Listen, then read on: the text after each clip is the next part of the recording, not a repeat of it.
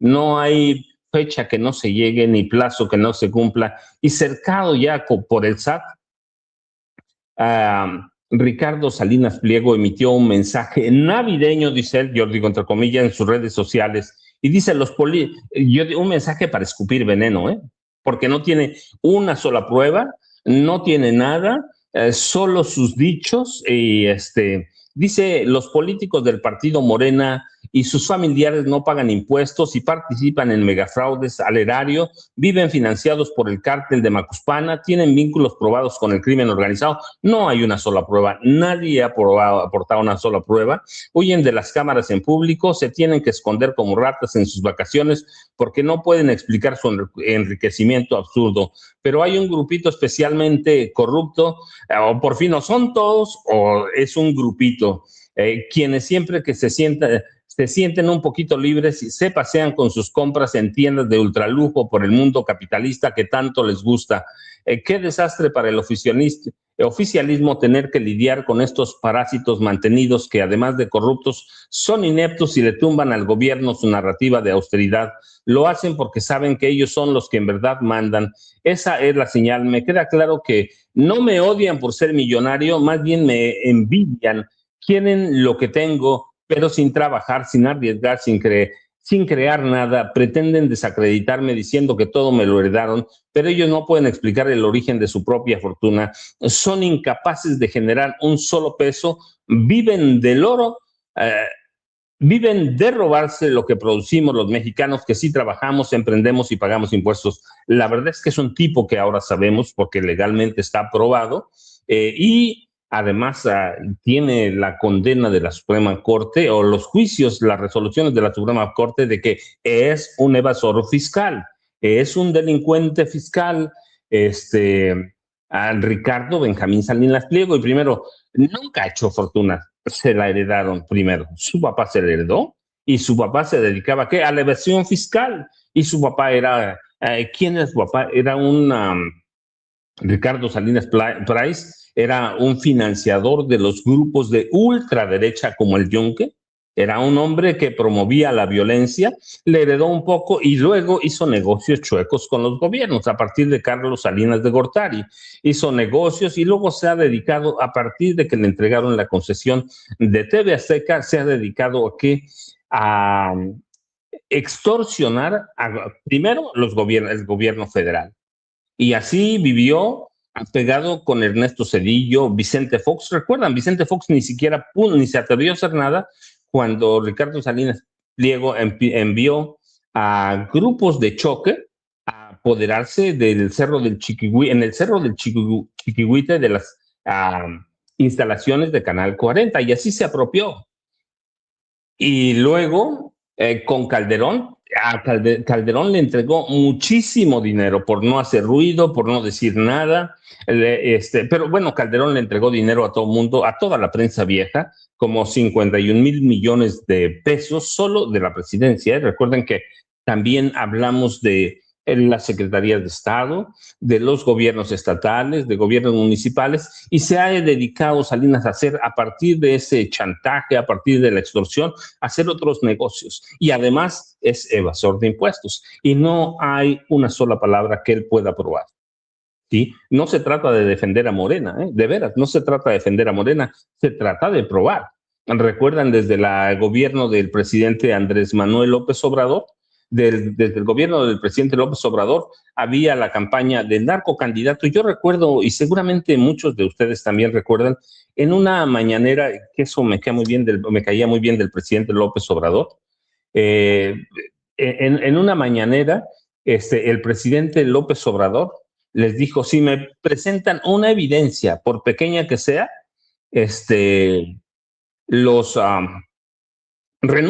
presento mi renuncia. Y yo de veras les voy a confesar, yo dije entonces, Tim Golden, Anabel Hernández y otros periodistas que vinculan al presidente López Obrador al narcotráfico, dije, tienen la oportunidad. Si hubieran presentado una sola evidencia y renuncia el presidente López Obrador, de veras, no solo se cae López Obrador, se habría caído todo Morena. Ahora no tendríamos Morena, pero nunca nadie pudo probar nada. Y hoy tenemos ese audio de Salinas Pliego, ¿cierto, Ceci? Que estábamos guardando sobre su mensaje navideño. Ceci, por favor, es el 1, ¿cierto? Gracias, Ceci. Debería gastar dinero el gobierno. En primer lugar, darnos seguridad y justicia a todos los mexicanos para que puedas salir en la pecera y que no te roben el celular. Número 1. Los chavos puedan salir y echar desmadre en la tarde, en la noche y llegar a las 4 o 5 de la mañana sin llegar muertos en la bolsa. ¿Educación y salud es algo que debe dar el Estado? Eso no. Primero, seguridad y justicia. Número 1.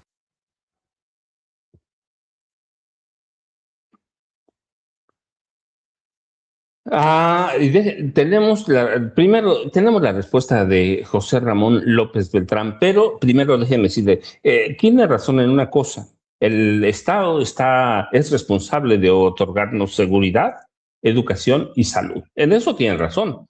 Lo que no explica Salinas es que desde 1946, cuando tenemos presidentes civiles, recuerdan en diciembre del 46 se rompe el ciclo de los generales con Manuel Ávila Camacho y empieza el ciclo de los presidentes civiles. Lo que no nos dice Ricardo Benjamín Salinas Pliego es que a partir de 1 de diciembre de 1946 el Estado se dedicó primero a controlar el narcotráfico, con los años a controlar el crimen organizado y con los años a promover la violencia. ¿Para qué? Para generar ganancias. Y ese narcotráfico lo controlaban desde los presidentes de la República. Yo recuerdo mucho cuando empecé a publicar libros en 2007, 2008, me invitaban a conferencias y me preguntaban, la primera pregunta que me hacían a prácticamente todo el mundo es si alguna vez íbamos a tener un narcopresidente.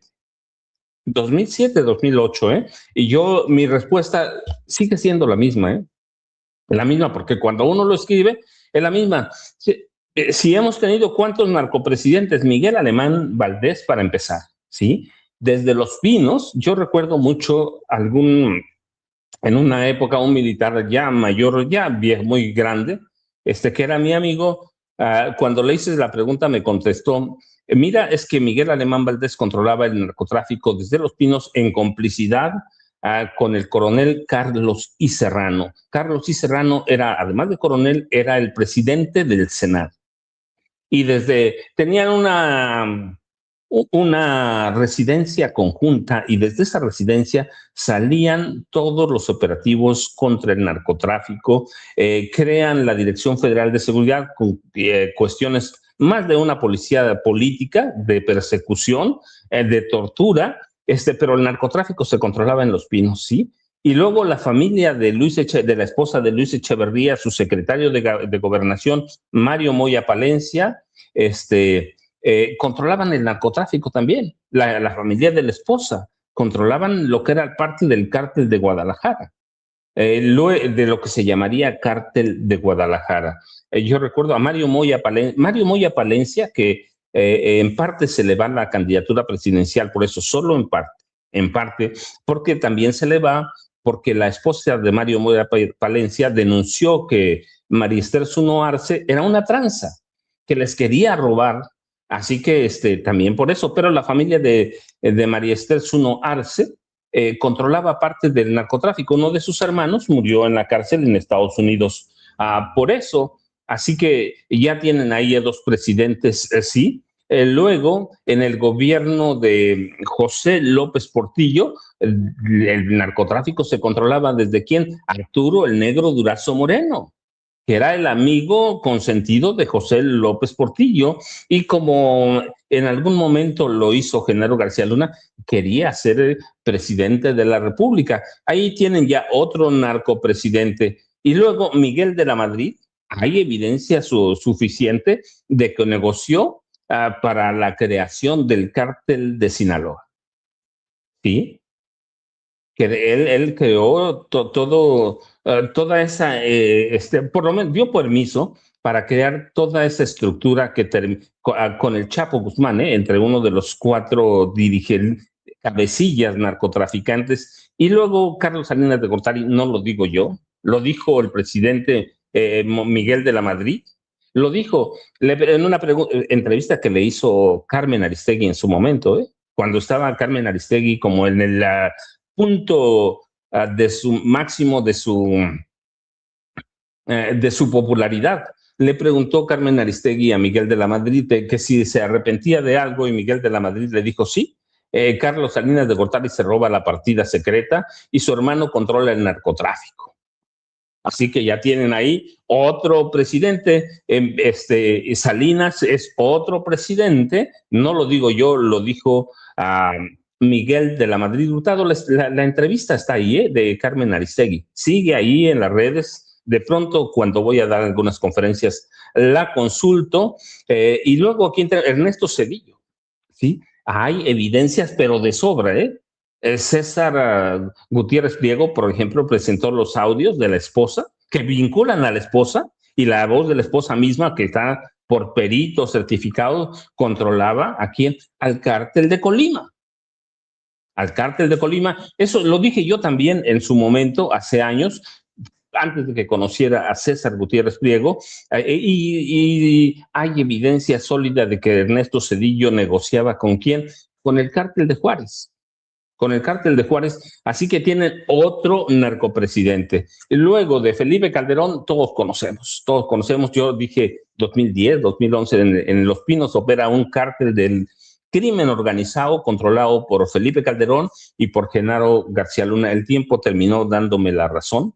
Terminó dándome toda la razón. Y luego, en 2009, en un libro que se llama, son 3 libros, en realidad es Negocios de Familia, Tierra Narca y AMLO, Mitos, Mentiras y Secretos, dije que que Peña era un narcotraficante, que era un asesino. Lo dije en 2009, no es ahora, lo dije en 2009, es un asesino, es un narcotraficante, y dije, el narcotráfico se controla a través de su primo, Cuitláhuac Ortiz Lugo, que era jefe de todas las policías del Estado de México. Cuitláhuac ya murió en un accidente que yo dije en su momento, muy extraño, pero él controlaba parte del narcotráfico. Un tipo que se llama todavía, porque vive, José Mansur, que era delegado de la Procuraduría General de la República en el Estado de México, y de la élite del Grupo Atlacomulco, dije, es el que están preparando para ser el próximo Genaro García Luna.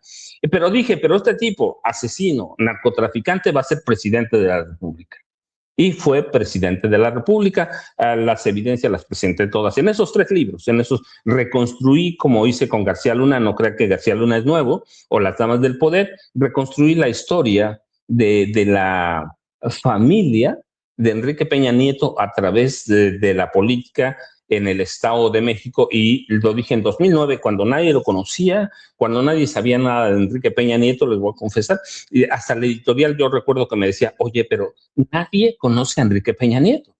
Y les dije, bueno, primero, si no resulta lo que digo en el libro, pues va a ser mi segundo y mi último libro, va a ser mi despedida como escritor de libros, porque iba a fallar en todo, ¿verdad? Pero resulta que sí fue presidente, fue un ladrón y es un sinvergüenza, y lo sostengo, asesinó a su esposa Mónica Pretelín, ¿sí? Por accidente, pero la asesinó con sus propias manos. Así que tienen la historia del narcotráfico ahí, que eso es lo que ocultó Ricardo Benjamín Salinas Pliego, que recibió la concesión de TV Azteca de manos de un tipo que controlaba el narcotráfico, y uno de los presidentes, quizá el más denostado, el más odiado de este país, Carlos Salinas de Gortari, y recibió además 29, no lo digo yo, lo dijo él, $29 millones de Raúl Salinas de Gortari. Así que ese es un resumen de todo lo que cayó Ricardo Salinas Pliego en este mensaje navideño en el que acusa a Morena de promover la violencia. Y yo digo, sí, tendría Morena que otorgarnos seguridad, educación y salud, pero lo que no nos dijo que el país era un desastre, que fue promoviéndose desde Los Pinos, porque los presidentes hicieron un negocio multimillonario del narcotráfico en el que se beneficiaron a todos, incluido Vicente Fox Quesada, que no se salva. ¿Por qué? Porque él fue el que creó En 2001, lo recuerdo bien, la Agencia Federal de Investigaciones para Genaro García Luna. Así que tiene una mini historia de todo lo que nos oculta Ricardo Benjamín Salinas Pliego. Y yo digo, escribe desde el odio, porque está cercado, porque tiene que pagar impuestos y porque tiene que pagar un buen, y porque el año pasado perdió por lo menos 7,000 millones de dólares de su fortuna, y hoy hay evidencia que no tiene. Ya lo veremos, a lo mejor estoy equivocado, a lo mejor, bueno, es que también recuerden, tiene mucho dinero, no sé cuánto, porque lo tienen en paraísos fiscales. Aquí lo hemos documentado, lo hemos llevado, así que esa es de ahí nace el mensaje de Ricardo Salinas Pliego a Morena, desde el coraje, desde el odio, porque no sé si va a perder su televisora, que merece perderla. No sé si lo va a perder, no sé si le va a alcanzar, pero verdaderamente debería el gobierno intervenir a TV Azteca, que es una televisión violenta, con mensajes, con llamados a armarnos, con llamados para una revuelta contra el presidente, primero contra el presidente Andrés Manuel López Obrador, ahora contra la presidenta Claudia Sheinbaum Pardo. Así que ese es Ricardo Benjamín Salinas Pliego, y eso fue en su mensaje todo lo que ocultó cuando dice: los políticos del partido Morena y sus familiares no pagan impuestos, que demuestre que no pagan impuestos. Yo le puedo decir, muchos millones de nosotros pagamos impuestos. Yo acabo de pagar mis impuestos, se los comento, acabo de pagar mis impuestos de diciembre, de noviembre, disculpen, pero los acabo de pagar. Ya saben que tiene una fecha. Mi fecha se vencía el 23 de diciembre y los pagué el 23 de diciembre, como debe ser. Y si uno paga impuestos, pues él tiene que pagar impuestos, porque además cuando uno va a Electra, cuando uno va a alguna de sus tiendas a comprar algo, él no descuenta los impuestos, él no dice no voy a pagar impuestos, le cobra a uno los impuestos que él tendría que regresar al SAT, pero se los queda, así que es un ladrón también. Y habla desde que se siente ya cercado por el gobierno. Y ayer mismo le respondió a José Ramón López Beltrán. No, nada más es un mensaje en redes, ¿verdad, Ceci? Solo es un mensaje en redes, que lo ven ahí.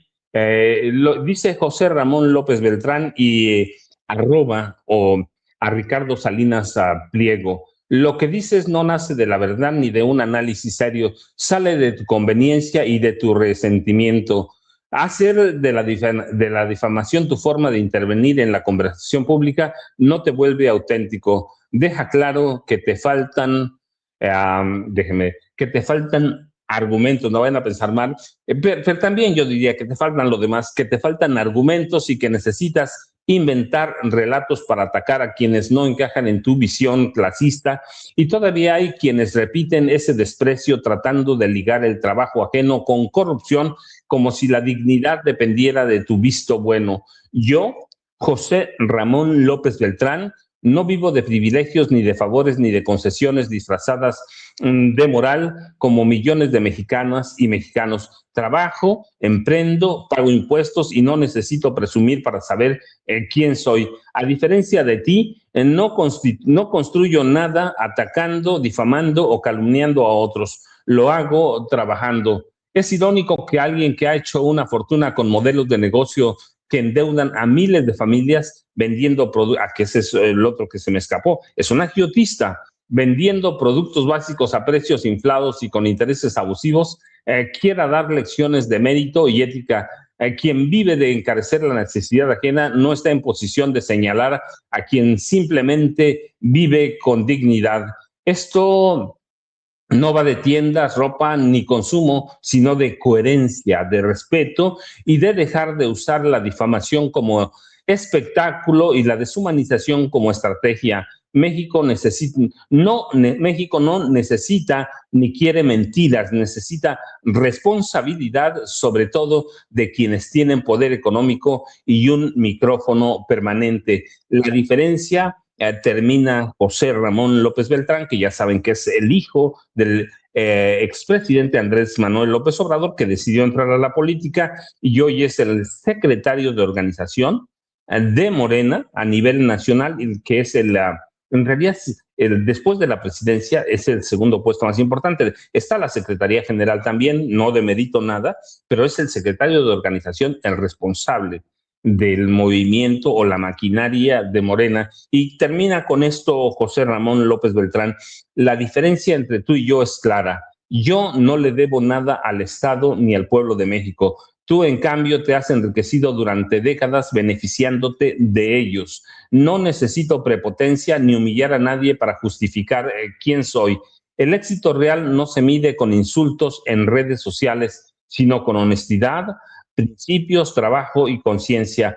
Ojalá estos días te sirvan para reflexionar un poco y encontrar algo de humildad y sentido común. Y de veras, a José Ramón López Beltrán le está pidiendo algo imposible.